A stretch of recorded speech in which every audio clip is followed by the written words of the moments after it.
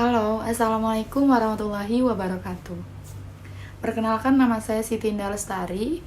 Di sini saya akan mempresentasikan makalah saya yang berjudul Pemasaran yang Bertanggung Jawab Secara Sosial. Sebelumnya di sini saya akan menjelaskan apa itu yang dimaksud dengan pemasaran yang bertanggung jawab secara sosial, yaitu kewajiban perusahaan untuk memberikan manfaat dan mengurangi efek negatif pada masyarakat. Lalu pemasaran internal yang efektif harus diimbangi dengan rasa tanggung jawab sosial perusahaan, perlu evaluasi dalam pelatihan pemasaran etis dan bertanggung jawab secara sosial. Lalu ada 3 manfaat pelatihan tanggung jawab sosial. Yang pertama, yaitu meningkatkan harapan pada pelanggan. Lalu yang kedua, mengubah harapan karyawan. Dan yang ketiga, mengubah praktik pengalaman bisnis. Lalu ada manfaat potensial kegiatan CSR bagi perusahaan.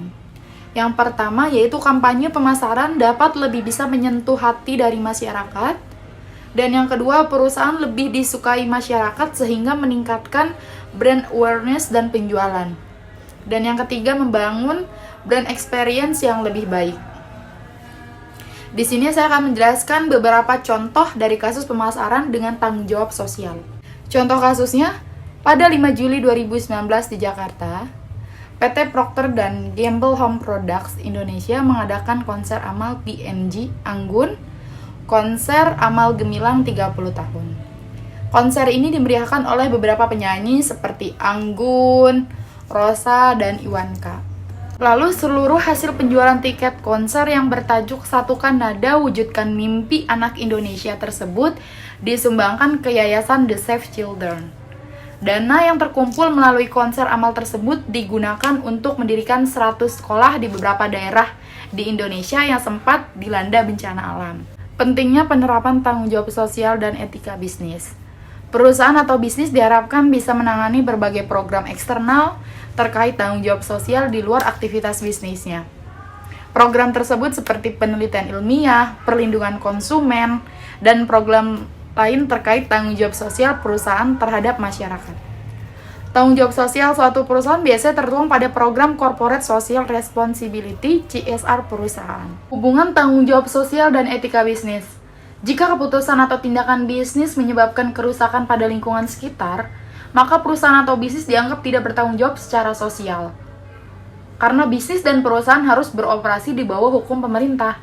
Bisnis yang berhati-hati untuk memastikan pekerja aman, diperlakukan secara baik, serta menawarkan jam kerja dan upah yang wajar dianggap bertanggung jawab secara etis. Penerapan tanggung jawab sosial bisnis dan etika bisnis secara bersamaan.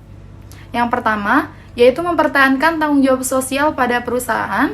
Yang kedua, menyeimbangkan tuntutan dari pemegang saham untuk meningkatkan laba perusahaan. Jadi, kesimpulan makalah saya kali ini, yaitu tanggung jawab sosial dan etika bisnis merupakan satu kesatuan yang berkesinambungan dan berdampak bagi banyak pihak secara global. Menyeimbangkan hal tersebut dengan pertimbangan ekonomi tidaklah mudah. Sementara banyak orang-orang percaya bahwa keputusan mengenai tanggung jawab sosial dan etika bisnis tidak sesulit yang dibayangkan. Dan intinya, membuat pilihan dan keputusan positif juga dapat menciptakan dampak positif pada produktivitas bisnis dan hak-hak karyawan, masyarakat, dan lingkungan sekitar. Mungkin cukup segitu aja makalah yang dapat saya sampaikan. Kurang lebihnya saya mohon maaf. Bila ada penyampaian kata-kata yang kurang jelas, mohon dimaafkan. Terima kasih. Assalamualaikum warahmatullahi wabarakatuh.